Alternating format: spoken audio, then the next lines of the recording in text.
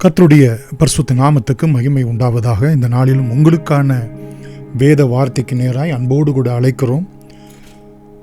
இந்த நாளிலும் தியானத்துக்கென்று ஏசாயா 33 அதிகாரம் 5வது வசனம். கர்த்தர் உயர்ந்தவர், அவர் உன்னதத்தில் வாசமாயிருக்கிறார். அவர் சீயோனை நியாயத்தினாலும் நீதியினாலும் நிரப்புகிறார். பிரியமானவர்களே, இங்கு நாம் 2 காரியங்களை பார்க்கிறோம். ஒன்று, கர்த்தர் எப்படிப்பட்டவர் என்றும், இரண்டாவது, அவர் சீயோன் என்கிறதான அவருடைய ஜனத்தை, அவருடைய பிள்ளைகளை எப்படி ஆசீர்வதிக்கிறார் என்று. பிரியமானவர்களே, கர்த்தர் நல்லவர், அவருடைய கிருபை என்றும் உள்ளது. கர்த்தர் என்கிற வார்த்தை அது உடன்படிக்கையின் நாமம்.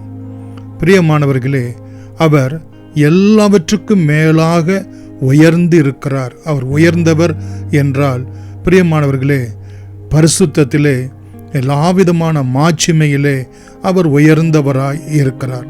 அது மாத்திரமல்ல, வேதம் முழுவதும் அவர் உயர்ந்தவர், உன்னதமானவர் என்கிற ஒன்றை அடிப்படையாக கொண்டிருக்கிறது.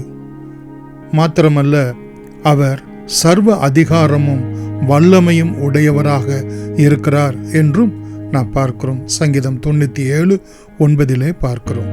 அது மாத்திரமல்ல, பிலிப்பியர் 2 அதிகாரம் 9வது வசனத்திலே அந்த அதிகாரம் கர்த்தராகிய இயேசு கிறிஸ்துவுக்கு அருளப்பட்டிருக்கிறது என்றும் அங்கே நாம் பார்க்கிறோம்.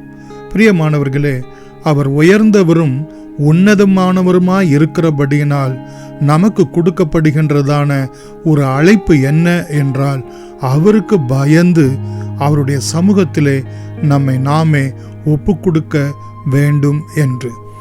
கர்த்தர் நல்லவர், அவருடைய கிருபை என்றும் உள்ளது. பிரியமானவர்களே, இங்கே சீயோன் என்று சொல்லி ஒரு பெயரை பார்க்கிறோம். சீயோன் என்பது அவர் தெரிந்து கொண்ட ஜனம், ஸ்தானம் என்று வேதத்திலே நாம் பார்க்கிறோம். இந்த சீயோன் ஆவிக்குரிய பிரகாரமாக, இன்னும் உலக பிரகாரமாக இந்த பூமியினுடைய மையமாய் காணப்படுகிறது. அங்கிருந்து கர்த்தர் ஆளுகை செய்கிறவராய் இருக்கிறார். எரேமியாவின் புத்தகம் 23 அதிகாரம் 5-6 இந்த வசனங்களிலே பார்க்கிறோம். இதோ நாட்கள் வரும் என்று கர்த்தர் சொல்லுகிறார். அப்பொழுது தாவீதுக்கு ஒரு நீதி உள்ள கிளையை எழும்ப பண்ணுவேன்.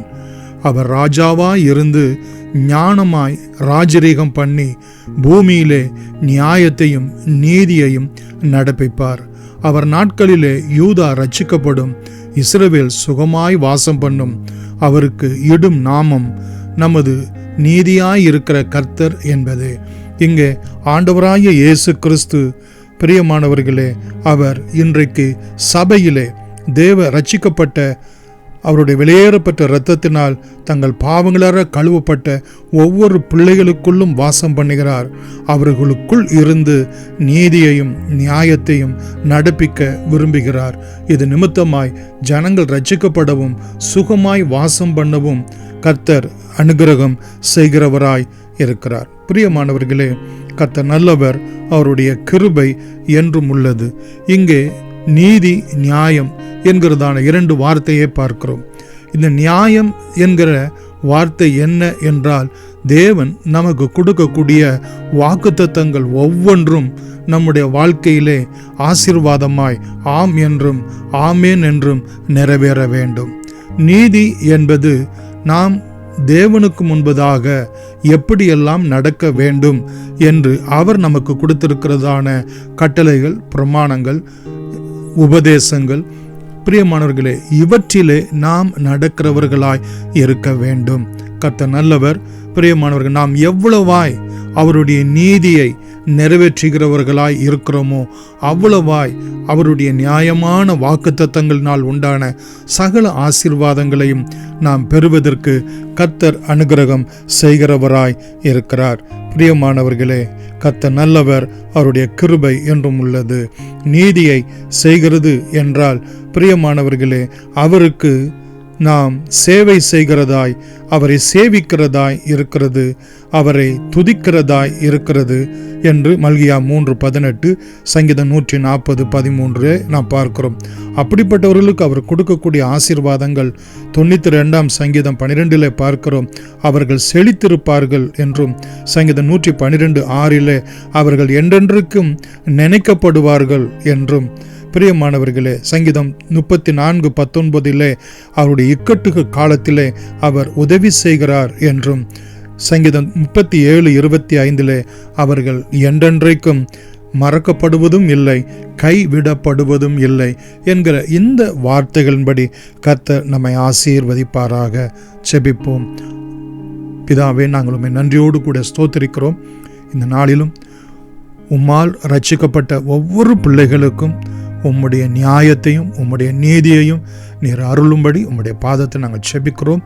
அவர்கள் மூலமாய் நீர் செய்கிறதான ஆளுகை அநேகர் சுகமாய் இருக்கவும், ரட்சிக்கப்படவும், ஆண்டவரே அவர்களும் இந்த நீதி உள்ள வாழ்க்கைக்கு வர அனுகிரகம் செய்தருளும்படி நாங்கள் செபிக்கிறோம். நீர் எங்களுக்கு வாக்குத்தத்தமாய் கொடுத்திருக்கிறதான ஒவ்வொரு ஆசீர்வாதங்களையும், நன்மைகளையும், கிருபைகளையும் எங்களுடைய வாழ்க்கையிலே நாங்கள் பெற்றுக்கொள்கிறது என்பது ஆண்டவரே உம்முடைய பார்வையிலே அது நியாயமாய் இருக்கிறது. கிறிஸ்து இயேசுவின் நாமத்தினாலே எங்களுக்கு உண்டாயிருக்கும்படி நாங்கள் வேண்டிக் கொள்கிறோம் தகப்பனே. அதே போல நாங்கள் நீதியாய் நடக்க வேண்டும் என்று நீர் நினைக்கிறீர், எதிர்பார்க்கிறீர் ஆண்டவரே.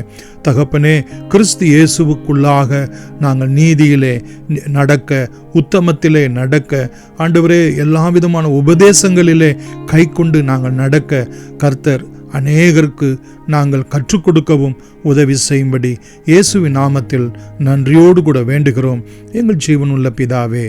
ஆமேன். God bless you.